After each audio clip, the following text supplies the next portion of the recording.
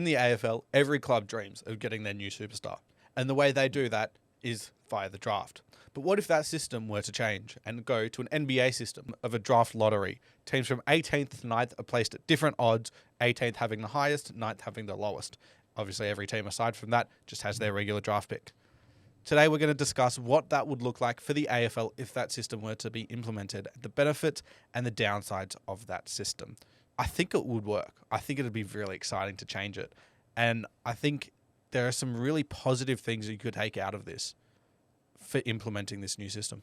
I agree to a certain extent, mainly because I think some of the things that you had thought of that you've written up here are pretty much on the same track as I've kind of been thinking up, right? And I don't want to take your points away from you, so I'll just point out one of them. But if teams do play well, right, the incentive of actually getting them to play good football and actually put up a fight, even if they make this new wildcard round that's being introduced, they still have themselves a chance at drafting high, and it kind of incentivizes almost continued improvement, working on the fly, rather than having to strip it all down to the bottom, as we see so many teams do nowadays, which kind of has created this imbalance in the AFL where there's half the league is good, half the league is awful.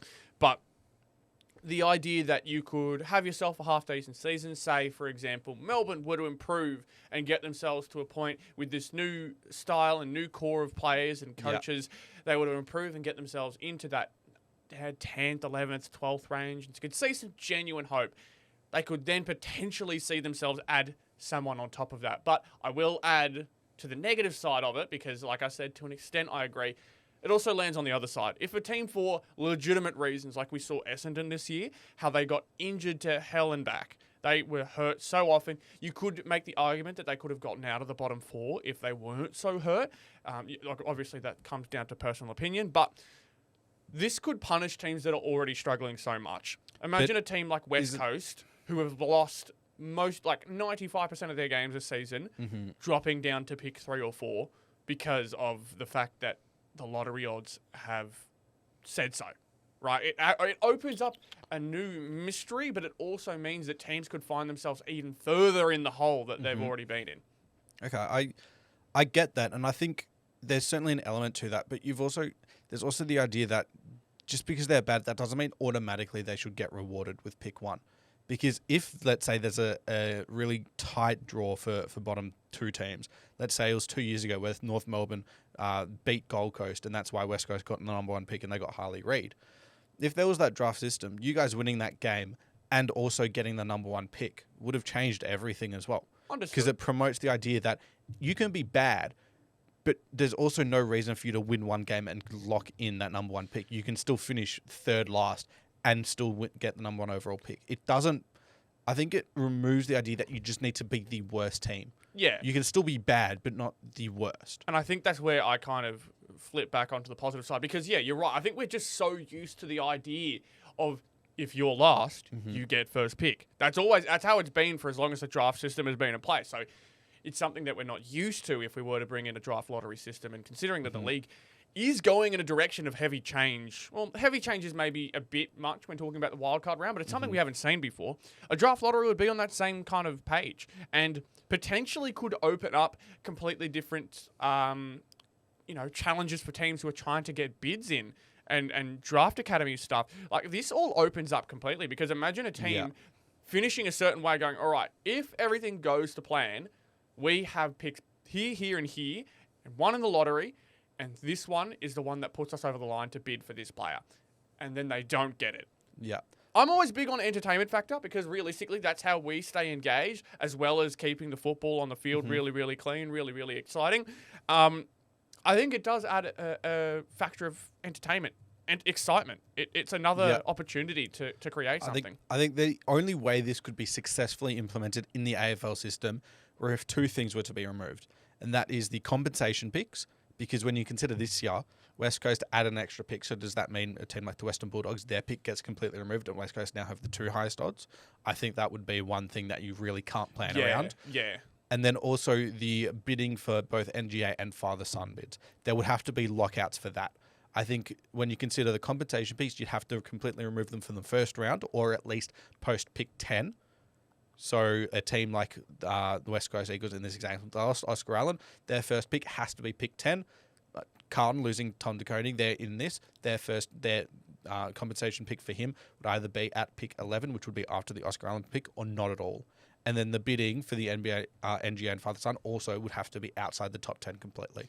But I think those are the only successful ways. Wouldn't that be unfair to the NGA academies? And like, it's really easier to go after NGA academies now because like we're seeing 3 of the top 5 players in NGA academies going to those academies and going to the teams related to them. But wouldn't that be unfair if an academy worked them so well to the point that they had themselves a top 10 pick and all of a sudden they now no longer can pick them up?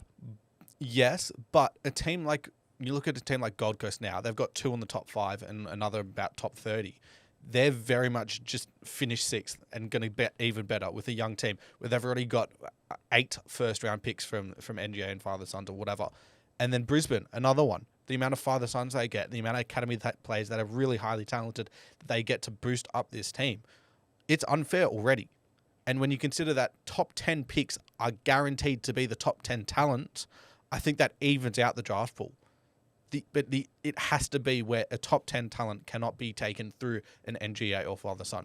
Harry Dean, for example, he's borderline top 10. If he gets bid on at pick 8, the team who bid on him would be able to take him. But if he goes all the way out to potentially pick 11, Carlton could still take him. He's just not a top 10 talent. And I think it opens up the draft pool in a much better manner than what we've got currently.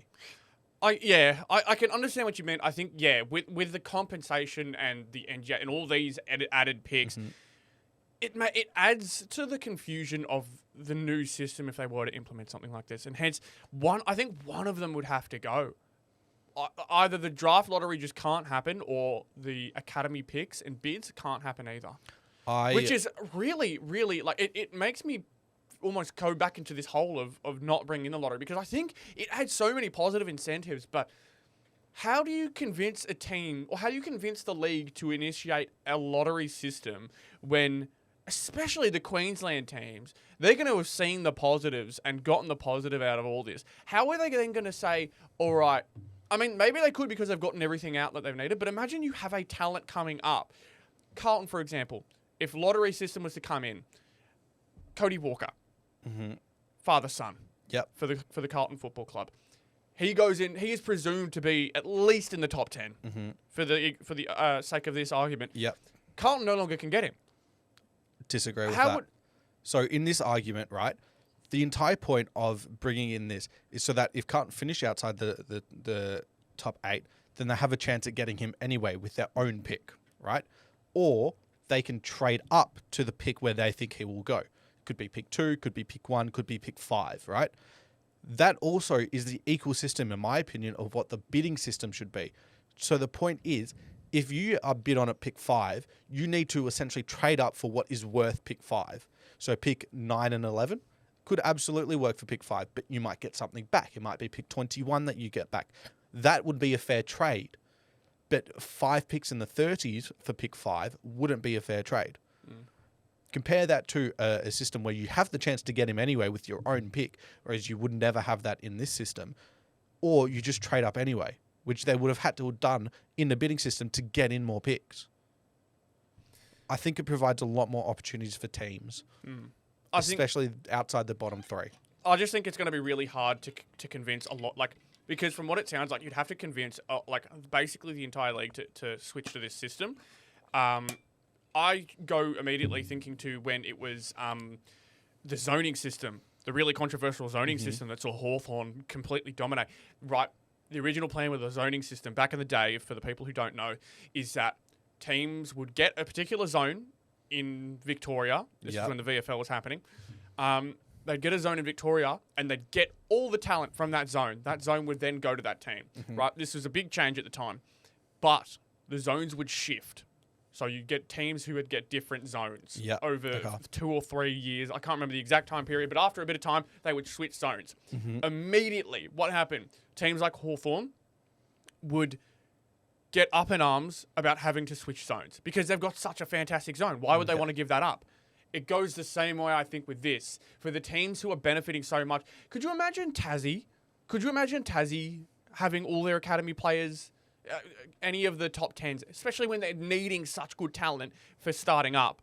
Could you imagine all those academy talents now being off the board? Like Tassie starting up now gets put at this disadvantage. But they get access to all the academy players that they wouldn't have had access to. As in outside of the top Yeah. 10? Yeah, no, not outside the top 10. If, let's say, for this draft, Tassie was involved, they would get access to a Zeke Uland. They would get access to a Dylan Patterson. They would get access to a Harry Dean, where they wouldn't have if they weren't part of this, because of the fact that you would have had to have removed them if this lottery comes in. I think adding the lottery kills 2 birds with 1 stone, 3 birds with 1 stone, when you consider the compensation picks. No one wants them in the top 10 anyway. And the fact that the NGA and Father Sons are completely unfair systems. I think it kills multiple birds with 1 stone. I still think it always is going to come back to, however, those teams who are benefiting the most are going to cause the most problems for switching. Okay. So while I do agree there's positives, and I am kind of hesitant as to seeing where the positives go, because there's going to be teams that immediately try to kill it or try to change it so that they can still get their positives out of it. So what would a AFL draft lottery actually look like? So we've based it off 18th gets 27% chances at the number 1 pick. 17th gets 20%, 15, 12, 8, 6, 4, 3, 3, and 2% as follows for each team. Now, as you can see here, we've got it up, and we will be going through the live reveal. So pick 10 originally would be the Western Bulldogs, and they get pick 10 anyway. Ooh. Pick 9, Carlton. So meaning Sydney Sydney's has jumped up. Port Adelaide, so meaning St Kilda has also jumped up. This is not rigged, I do promise that. I try and promise that. St Kilda's in 1, aren't they? No, we won't know yet. Melbourne have jumped up to, has fallen back to pick 7. Sydney have only moved to pick 6. Pick 5, Essendon, so falling 1 spot. Pick 4, North Melbourne, also falling back 1 spot. Pick 3 at St Kilda, meaning the top 2 picks stay at least somewhat close. Richmond get pick 2, and West Coast get pick 1.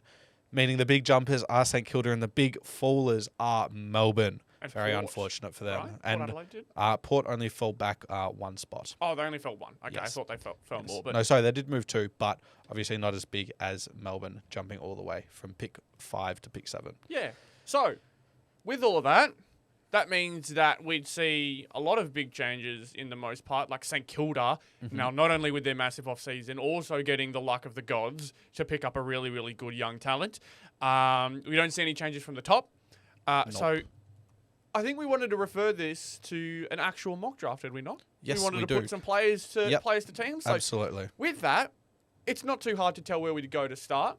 We'd go Willem Dersma 1. We have him in our regular mock draft, which you can also check out on our channel. We have done a mock draft of the first round, so be sure to check that out. So yeah, West Coast still probably do take Dersma. Obviously, them keeping number 1 pick helps them a fair bit.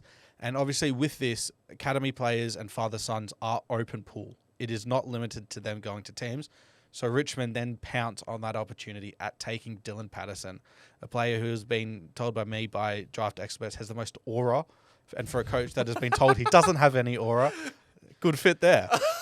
That's amazing. The people in the industry are actually like describing aura. I know we want to be quick with this, but my God, that is an awesome fact to hear. It's jokes, isn't it? That's so It's good. absolutely hilarious. Well, you'll take my team in St Kilda. Who do you think they take? So we've kind of discussed that Zeke Uland is probably going to be one of their better fits. He adds on top of a pretty talented backline. And the thinking was maybe we add another midfielder into your mix. There's definitely the potential for it. Yep. But I think taking the best available talent, Zeke Uland at the moment is a pretty consensus pick number 2. Yep. So why not pick up the best? And I get your team, North Melbourne, and their biggest list need is a key defender, even though they've got some, and they take Harry Dean. I'm very glad. Obviously in the ilk of someone like James Sicily, great interceptor, pairs nicely alongside Charlie Comben for the future. And you don't take another midfielder with the top 5 pick. Thank God. Thank goodness. Next one's a bit more obvious. Essendon, we've said it before, and it works out again. Cooper Duff Tightluck goes to Essendon at pick 5. So the lottery gods probably get them exactly who they're looking for. Yeah. Sydney obviously sort of moves slightly up, and they take Dan Annable. Obviously, you got Heaney, Warner, and Goulden as their 3 main midfielders. None of them are really that contested inside player. James Robilham's also more of that defensive piece. He fits in nicely alongside as that first clearance ball winner. Yeah. Another player, Melbourne. I was going to say another player who I think could find themselves onto this team potentially is Sullivan Roby. Yes, Melbourne He goes obviously to Melbourne. infamous taking the other insane bolter in Clayton Oliver of that ilk. sort of get that forward half player who probably switches with Cozzy Pickett anytime they play mid or forward. Port Adelaide end up with a defender, which is exactly what they need in Xavier Taylor. And I hope Xavier Taylor, even though he is going to be a first year, can bring some skill to this team that they so desperately need. Some of that linking play from the halfback that I'm presuming he's going to be playing on. He is going to be one of those players that desperately needs to be a day one player. Absolutely. Carlton, who do you think they take? What is their biggest list need, in my opinion? Either kicking or some genuine pace. Yeah, and so with that, I actually think more on the Pharaoh side, but you've gone here Sam Grill, who I can't go against either. He's looking to be an absolutely excitement machine. He's going to be an absolute gun. They need some run and carry with the ball in hand. He provides that in They're going to have a nice young list with what it looks like if they were to go with the lottery system helped them out. And then the Western Bulldogs probably won't go for a midfielder. Could also go for a defender, but unfortunately Taylor and Harry Dean have been taken off the board here. And I think they'll go for someone to pair alongside, what's his name? Bailey Dale, because Jason and Johannesson has unfortunately not been offered a contract, and they go for someone like Jacob Farrow, as you mentioned before. Really good kick, knows his footy as well. And I think that pairs along nicely with Dale. Yeah, so positives and negatives for all sides involved. Obviously more some than others. But it just goes to show that a new system like this, one, takes out some of those problems with the situation we've got going on with the father-sons and the NGAs continuously bulking up this top 10 with teams who are nowhere near the lottery system in this involved situation. But at the same time, teams like Carlton no longer get their Harry Dean, Brisbane and Gold Coast. Look, they probably don't need them, but at the same time, they miss out on their academy players. And so that's where that discussion I was having before, will teams like Gold Coast and Brisbane be happy with a system like this, even being brought up for potential in the future? Well, make sure to let us know your thoughts on why they should or should not introduce the draft lottery system for the AFL. Make sure to leave a like and subscribe as well, and we'll see you all next time. Thank you.